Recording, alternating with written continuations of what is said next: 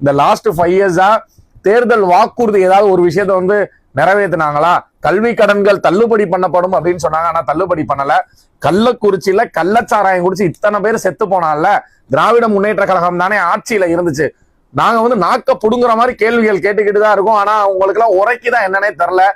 பொம்மை முன்னாள் முதல்வர் மு.க. ஸ்டாலின் அவர்களுக்கு உரைக்குமா என்னன்னே தெரியல. ஆக்சுவலா கள்ளக்குறிச்சியில கள்ளச்சாராயம் குடிச்சு இத்தனை பேர் வந்து இறந்து போனாங்க. என்ன நடவடிக்கை எடுத்தாரு திரு மு.க. ஸ்டாலின் அவர்கள்?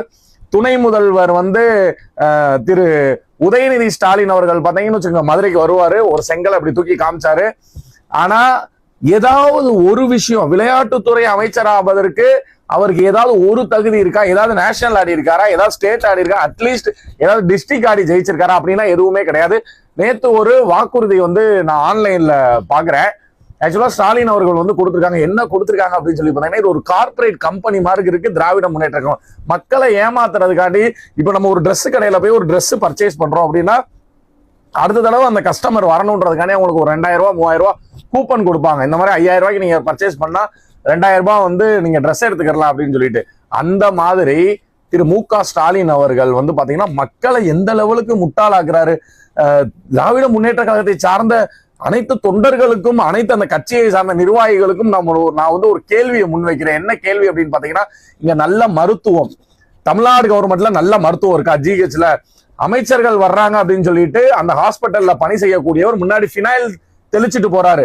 2026ல இன்னும் ஒரு கடந்த ஒரு 3 4 5 வருஷத்துக்குள்ள பாத்தீங்கன்னா பாரத பிரதமர் நரேந்திர மோடி வந்து இந்தியாவை வல்லரசாக்கக்கூடிய நிலையில வச்சிருக்காரு. ஆனா இன்னும் வந்து இந்த திராவிட முன்னேற்ற கழகம் சுரண்டி சுரண்டி சுரண்டி தமிழ் மக்களுடைய பணத்தை சுரண்டி தின்னு ஃபினைல் தெளிச்சிட்டு போறான்.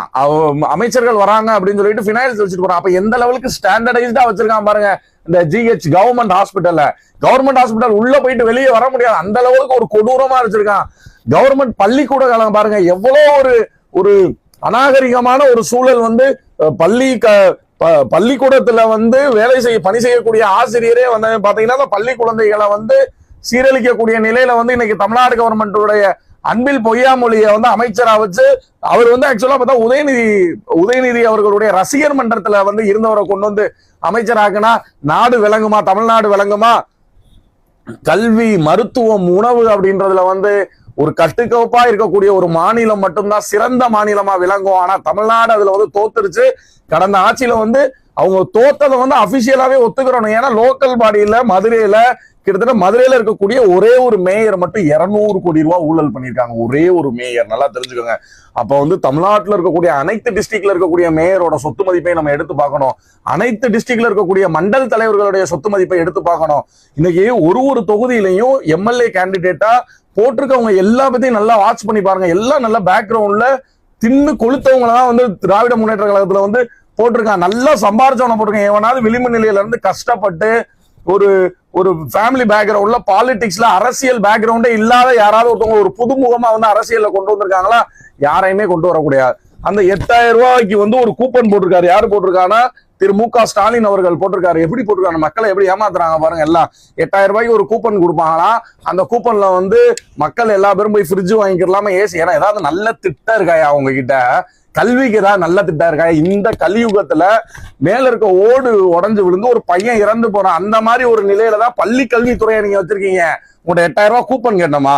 நாங்க எல்லாம் என்ன பிச்சை எடுத்துக்கிட்டு இருக்கோமா? சோறுங்க காசு இல்லாம வந்து ஸ்டாலின் வந்து கேட்டுக்கிட்டு இருக்கோமா? ஐயா சாமி எங்களுக்கு பிச்சை போடுங்க அப்படின்னு சொல்லி நாங்க கேட்டுட்டு இருக்கோமா? என்னையா நினைக்கிறீங்க நீங்க? ஆக்சுவலா உங்களுக்கு எல்லாம் வந்து மண்டையில வந்து மூளைகீழ இருக்கா இல்ல இல்லையான்னு ஒண்ணுமே தெரியல. அவவே கஷ்டப்பட்டு வேலை பார்க்கிற பணம் தான். அவனை ஒழுங்கா வச்சுக்கிற விட்டாலே போதுமே. அவன் ஃப்ரிட்ஜ் வாங்கிக்கிறான், ஏசி வாங்கிக்கிறான், என்ன வாங்கிட்டு போறான். ஆனா அதையும் சேர்த்து அந்த வரி இந்த வரி, ரோட்ல முக்குல நின்று கவுன்சிலர் புடுங்கிறது, மண்டல் தலைவர் புடுங்கிறது, மேயர் புடுங்கிறது, இப்படி இருந்தா மக்களுடைய பணத்தை 200 கோடி ரூபாய் இவங்களுக்கு எங்க இருந்து இந்த 8000 ரூபாய் கூப்பன் கொடுக்கக்கூடிய காசு வருது? ஏதாவது நல்ல திட்டம் வச்சிருக்கியா நீ? திராவிட முன்னேற்ற கழகம் இன்னும் மக்களை நீ ஏமாத்திக்கிட்டே இருப்பியா?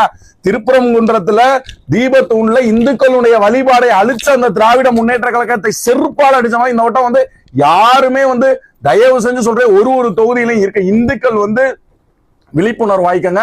ஏன்னா இனி வரும் காலங்கள்ல வந்து நீங்க திராவிட முன்னேற்ற கழகத்துக்கு ஓட்டு போட்டீங்கன்னா நம்மளுடைய அப்படியே சந்ததிகளே வந்து டோட்டலா அழிஞ்சு ஒண்ணும் இல்லாம போயிடும்.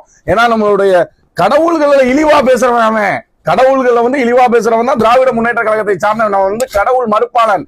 அவனுக்கு எதுக்கு நம்ம ஓட்டு போடணும்? நம்மளுடைய இந்துக்களுடைய ஓட்டு மட்டும் வேணும், இந்துக்களுடைய கோயில்கள்லாம் அவனுக்கு வேணான்னு சொல்றான், அவனுக்கு எதுக்கு நம்ம ஓட்டு போடணும்? மக்கள் விழிப்புணர்வாங்க.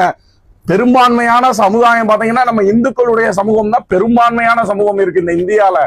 இந்த திராவிட முன்னேற்ற கழகத்தை ஒரு தொகுதியிலையும் மதுரையில இருக்க மக்கள் நீங்கள் உண்மையான இந்துக்களா இருந்தால் தயவு செஞ்சு இந்த திராவிட முன்னேற்ற கழகத்தை வீட்டுக்கு அனுப்புவதில் மட்டுமே நீங்க குறிக்கோளா இருங்க. இந்த வட்டம் நீங்க ஆட்சியை மட்டும் அவங்கள நம்ம விடவே கூடாதுன்றதுல முழு மூச்சான ஒரு கொள்கையில இருங்க. தயவு செஞ்சு சொல்றேன், ஏன்னா இவ்வளவு கொள்ளையை அடிச்சுட்டு தேர்தல் அறிக்கை எப்படி கொடுக்குறான் பாருங்க. 8000 ரூபாய் கூப்பன் கொடுக்குறேன், எல்லாரும் எனக்கு ஓட்டு போடுங்க அப்படின்னா மக்களை எந்த அளவுக்கு முட்டாள்களாக ஆக்கி வைக்கக்கூடிய ஒரு சிச்சுவேஷன்ல இந்த திராவிட முன்னேற்ற கழகம், திராவிட முன்னேற்ற கழகத்தை தோற்கடிப்பதே எங்களுடைய முழு வேலையாக, ஃபுல் டைம் ஜாப்பாக இந்த தேர்தல் முடியும் வரை நாங்க பண்ணிக்கிட்டே தான் இருப்போம். நன்றி.